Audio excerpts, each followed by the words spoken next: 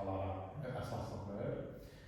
Buradakı əsas məqsəd kundalini, yəni kunda sarmaşıq enerjisini daha sürətli formada uyandırmalıdır.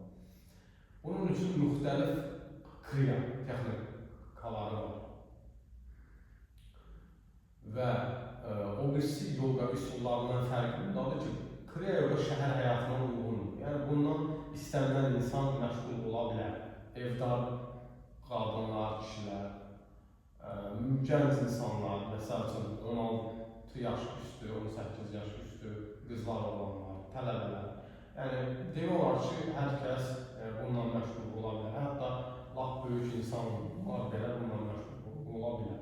Digər yogalardan fərqi budur. Məsələn, digər yogalar hatha yoga ilə hər adam məşğul ola bilməz.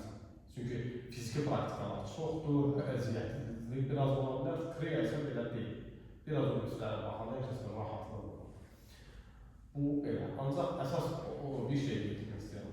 Kriya yoga sırf insan bədənində bir nöqtəyə fokuslanır.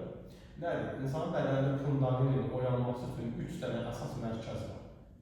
Birinci mərkəz, birinci çakradadır. İkinci mərkəz, dördüncü çakradadır. Üçüncü mərkəz, beşinci çakradadır. Bu 3 mərkəzdə böyük bir banda var. Yəni kilit var. Kriya yoga texnikaları ilə metabolitik döngünü sındırmaq olur. Və bu sındıqdan sonra 3 dənə kilit sürətli formada açılır. Ondan sonra isə kundalini enerjisi bədəndə oyanmağa başlayır. Kriya yoga çox möhtəşəm bir yogadır və bizim təlimlərimizdə bunlar da var. Hatha yoga, kriya yoga, kundalini, raja